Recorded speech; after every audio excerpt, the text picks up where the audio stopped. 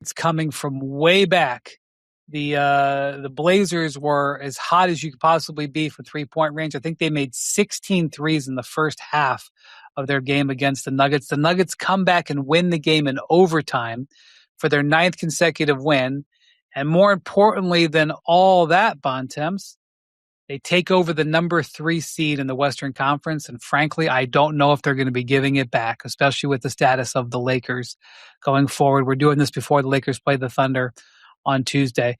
But the Nuggets, I wouldn't say their last 2 games have been, dominant by any stretch, the way they beat the Spurs and then came back on the Blazers, but they are winning. They are showing incredible offense. They've basically been the league's best offense over the last month. Jokic is putting up enormous numbers. They are hitting 3-pointers at a stunning rate. And now they've gotten themselves into a position where they're on the opposite side of the bracket than the Thunder, and they've had a little bit of success against the Spurs this year. So I know health is everything. Aaron Gordon is currently healthy. That's how they're going to affect it. But the Nuggets have worked themselves into a great position with, especially with those last 2 big wins.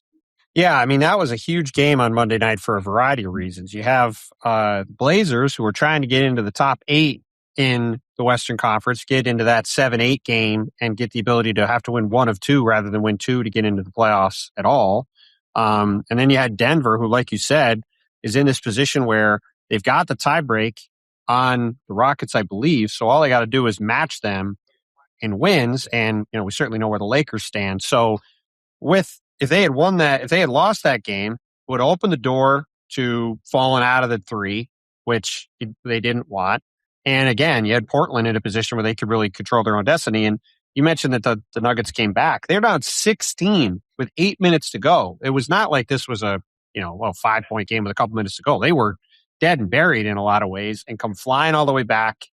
And what was it at the end of the game? It was, like you said, Jamal Murray, Aaron Gordon, and Nikola Jokic, not Nikola Vucevic. Talked about him earlier. And quite slightly different player. And if you have faith in Denver in the playoffs as a team that can get all the way through to the end, it's because of those 3 guys and the synergy they have and the chemistry they have. And it's unbelievable to see Aaron Gordon nailing these huge threes and shooting the way he is now. I mean, this is a guy who, came in the league as a rugged, super athletic, do a lot of things player, but not a guy who you thought of as a lights out 3-point shooter. Now, every time he shoots it, I think it's going in, and especially from the corners. And adding that to his game has fundamentally changed his game in this latter part of his career. And there's just those 3 guys just have unbelievable chemistry together, and it's going to give them a chance in any series. And we talked a lot about that Spurs-Nuggets game Saturday night. Those 2 teams meet in the second round. It's going to be an incredible series to watch. And like you said, that win with Memphis coming up on Wednesday, a game Denver certainly should win, and then playing an Oklahoma City team on Friday that probably is not going to have much incentive to play the game. You're all but certainly after that win, looking at Denver getting into the 3 and setting up certainly what could be an absolutely titanic war in the second round, assuming Victor's healthy, coming off this rib thing, and the Spurs get there.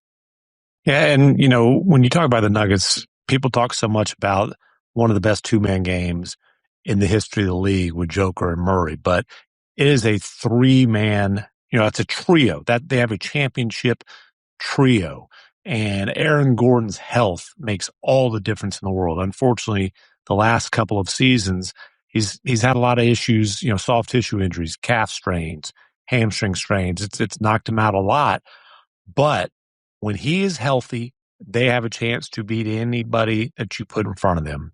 They pushed the Thunder to 7 games last year. And we've talked about him being the duct tape for them defensively. If they don't have him on defense, they stink on that end of the floor. When they do have him, even though the Spurs let him up, who was guarding Victor Wembanyama down the stretch and making him take and miss tough shots? It's Aaron Gordon. He cleans up so much for them. He takes tough assignments for them there. I think, though, people might underrate his impact for them offensively. And Bontemps, you mentioned the 3-point shooting. Over the last 2 seasons, as interrupted as they've been, he's shooting almost 42% from 3, and he's got such great chemistry with Joker in particular, whether it's diving to the rim, the cutting, the timing on that. How many times has Joker fed him for dunks and layups over the years? Or, that huge three that he hit, he's in the dunker spot and he's figuring out like, okay, am I going to cut to the rim? No, he sees it. He feels he backpedals to the corner, swish. Gordon is as good of a glue guy type of role player as there is in the league right now. And if he's healthy, they're 100% an elite team and a championship contender.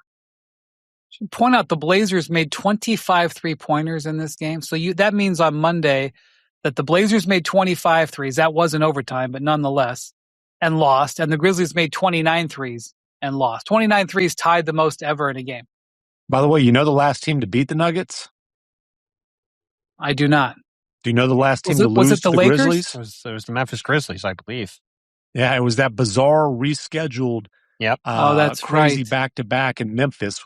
After earlier in the season, the Nuggets had to spend a few nights in LeBron James' favorite hotel. And by the way, they not only did they make 25 threes, they went 25 for 52 from three. They shot 48%. If you shoot 48% on 52 threes in a game, I know that's a game you're going to win the vast majority of the time, no matter who you're playing in any setting. So Denver really pulled a rabbit out of a hat, and in doing so, set themselves up rather nicely. And the Blazers are playing the Clippers coming up here this week. That's a pretty important game.